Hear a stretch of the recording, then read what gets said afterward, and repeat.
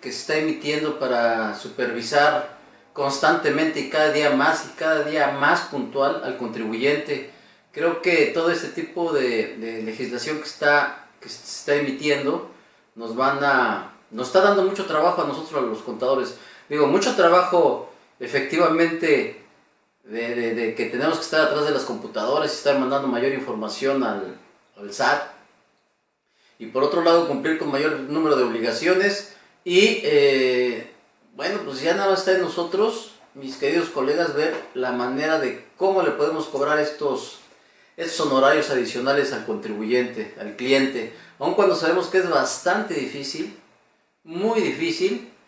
Pero bueno, pues hay que hacer el intento. Recuerden, uno de los consejos que le daba yo a los colegas era pues hay que terciar, porque luego queremos abarcar también lo que es la situación del aspecto legal, de hacerles contratos a los clientes, de hacerles, inclusive en las asambleas de actas de accionistas, las actas de asamblea de accionistas, perdón, ahí también andamos nosotros de almas ardientes elaborándoselas a nuestros clientes y no generamos ningún ingreso por este tipo de trabajo. Es bien importante que comencemos ya a tener otro tipo de mentalidad al respecto. Y pues todo cuesta. Recuerden, amigos, fíjense que había un amigo por ahí que fue hotelero reconocido a nivel Latinoamérica como 3 ocasiones como el mejor hotelero. Y bueno, él tuvo algunos problemillas por ahí y se tuvo que inscribir en alguna asociación de apoyo. Y me decía que una de las filosofías que estudiaban unas filosofías excelentes, y me comentaba cómo estaba ahí el asunto, y nos decía, lo más costoso, a ver, ¿qué creen que es lo más costoso que puede existir en el mundo? Lo más costoso. Y me decía, pues te quedabas así, y tú piensas inmediatamente en aspectos materiales, en inmuebles, en coches, en esto, en el otro. Y no, fíjense qué buena sabiduría. Nos decía, lo más costoso que puede haber en el mundo es la experiencia. ¿Cuál es el costo de la experiencia, mis estimados colegas? Pues es vida, porque conforme mayor experiencia vayas adquiriendo, pues te va quedando menos vida, o sea que le invertimos vida a la experiencia. Entonces, imagínense el costo que debería de tener la experiencia cuando nosotros la trasladamos como un servicio profesional a nuestros clientes. Pues después de esta reflexión y filosofía campirana, vamos a comenzar con el tema que les he querido tratar, o que quiero tratarles el día de hoy, es de la ilegalidad de las resoluciones misceláneas. Y siempre oímos hablar de que, ay, ¿por qué es ilegal la resolución miscelánea? Y todos salimos con la máxima, pues que hemos oído ahí como... ¿Qué pasó, Silvia? Silvia, ¿cómo debo de entender esa carita? A ver, dime. ¿Por qué ahora sí me dejaste con cara de what?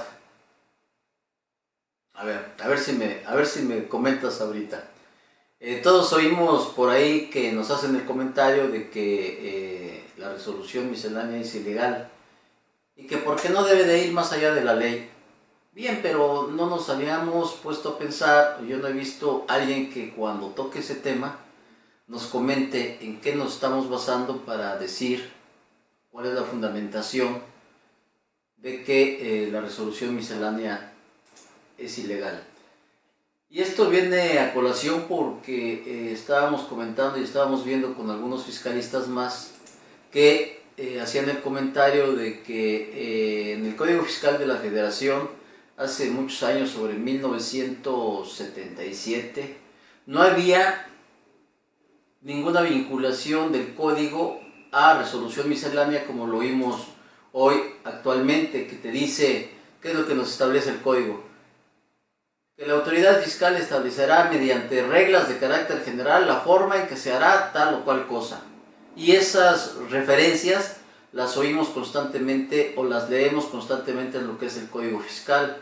Se habla de que en 2014 había cerca de 45 referencias y ahorita yo estuve checando en el 2016 y siguen aumentando como a 75 referencias o vinculaciones o remisiones que nos hace el Código Fiscal a que hasta cierto punto, y por lo que vamos a analizar ahorita, le están dando oportunidad al titular del SAT a que legisle. Entonces vamos a estudiar por qué esto es ilegal. Esto para la preparación de sus defensas. Y también estamos analizando la nueva defensa fiscal, cómo va a ser. La nueva defensa fiscal pues va a tachar en que ya no nos vamos a ir por la legalidad aparente con la que actúan las autoridades fiscales. Ahora nos tenemos que ir a la constitucionalidad. ¿Y por qué decimos esto? Lo vamos a analizar y vamos a llegar como conclusión en este programa a este punto. Bien, les quiero comentar, el artículo 33 del Código Fiscal de la Federación nos asienta que para que las autoridades fiscales puedan llevar a cabo un mejor cumplimiento de sus facultades, estarán a lo siguiente, y ya tenemos ahí en la primera fracción que nos dice o nos establece: proporcionarán asistencia gratuita a los contribuyentes y para ello procurarán 2 puntos. Y en el inciso G nos establece claramente cuál es la función de las resoluciones. Artículo 33, Código Fiscal de la Federación, fracción 1, inciso G. Publicar anualmente las resoluciones dictadas por las autoridades fiscales que establezcan disposiciones de carácter general, agrupándolos de manera que faciliten su conocimiento por parte de los contribuyentes. Muy loable y muy entendible esta función por parte de los legisladores. Se podrán publicar aisladamente aquellas disposiciones cuyos efectos se limitan a periodos inferiores a 1 año. Punto y seguido. Las resoluciones que se emitan conforme a este inciso y que se refieran a sujeto, objeto, base, tasa o tarifa, no generarán obligaciones o cargas adicionales a las establecidas en las propias leyes fiscales. Es muy importante que cuando estemos leyendo y estemos interpretando las leyes fiscales, las leamos textualmente, las entendamos como están escritas, para evitar problemática alguna. Y que quede bien claro, porque esto es lo que vamos a analizar durante esta plática, de que se refiere este artículo 33, fracción 1, inciso G, a las establecidas en las propias leyes fiscales. Entonces nos hablan de leyes fiscales. ¿Estamos claros? Y para empezar aquí, les voy a poner un ejemplo. Estaba estudiando un asunto que nos pasaron por ahí de casa habitación, que es problemático, y este asunto se nos ha vuelto más problemático por la interpretación que hacen los notarios públicos de las leyes. Y este notario público nos solicita a veces mayor información de la que establecen las leyes. Entonces esto nos viene a causar una serie de problemas, porque un contribuyente que está vendiendo su casa y le pides información que no tiene, lógicamente al final, ¿a qué llega el notario? A grabarle la operación de compra-venta, hacerle la retención del impuesto, obligarlo a que pague los impuestos, y ustedes saben perfectamente bien que lo difícil no es pagar el impuesto es lo más sencillo, que te hagan la retención y que le enteren al fisco. El problema es después que tú quieras recuperar ese impuesto, porque va a estar, pero en chino. Ya saben cómo nos la llevamos con las devoluciones de impuestos ante el SAT. Y eso se los digo porque existe una tesis la cual nos establece que el artículo de la ley del impuesto sobre la renta, del reglamento de la ley del impuesto sobre la renta, al establecerme qué documentos yo debo de presentar para comprobar que habité una casa habitación como tal y poder hacer uso de la exención que permite esta ley excede a lo que dice el artículo de ley, que es el 93, por ahí fracción novena o 94, no recuerdo ahorita bien. Que en este artículo nos establece cuánto es el monto que está exento, que actualmente para 2016 son 700,000 UDIs, y que debo de comprobar que en los últimos 3 años yo habité esa casa habitación como tal. La ley, si ustedes recuerdan, la ley para el 2015 eran 5 años, ahora ya no la bajaron a 3 años. Y veíamos y leíamos por ahí también algo de la motivación para la emisión de esta ley, y se hablaba claramente por parte de los legisladores. Lo que no se quiere afectar es la capacidad de adquisición del contribuyente, porque si tú le haces una retención en una operación de compraventa porque el contribuyente quiere cambiar de casa y quiere mejorarla, entonces al hacerle tú una retención va a poder adquirir una casa de menor valor. Entonces ahí vamos a empezar con los problemas, ¿ok? Y la intención del legislador no era precisamente quitarle poder adquisitivo para que adquiriera una casa nueva, de mayor o de mejor presentación, de más grande, más cara, mejor ubicación, etcétera, etcétera.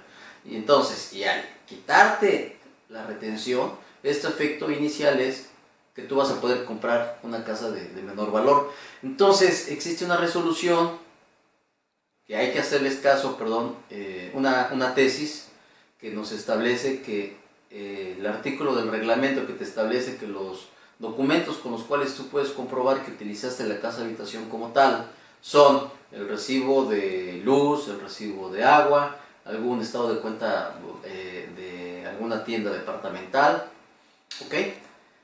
Que esté a nombre del propietario de la casa o a nombre de su cónyuge, o en línea recta, en primer grado hacia arriba o hacia abajo, o sea, los padres y hacia abajo los hijos.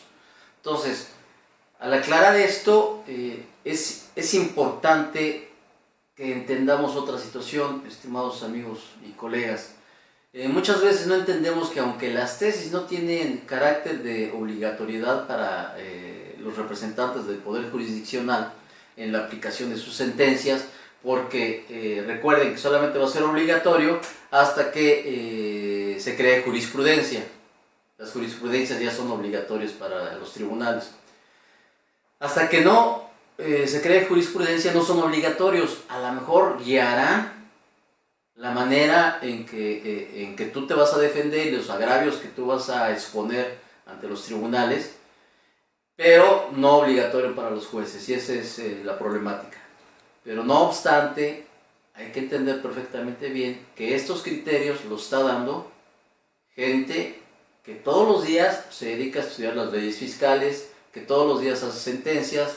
Los proyectistas o los secretarios de los juzgados se supone que tienen las leyes al dedillo, las conocen perfectamente bien, o sea que son valiosos, los criterios son valiosos, ¿ok? Entonces, esto es de acuerdo con el artículo 33 del Código Fiscal. Nos vamos al 35, al artículo 35. No pude compartir la pantalla, pero bueno, siempre se me presenta el problema. El artículo 35 nos establece que los funcionarios fiscales facultados debidamente podrán dar a conocer a las diversas dependencias el criterio que deberán seguir en cuanto a la aplicación de las disposiciones fiscales, sin que por ello nazcan obligaciones para los particulares, y únicamente derivarán derechos de los mismos cuando se publiquen en el Diario Oficial de la Federación. Esto es el tema que comentábamos de inicio.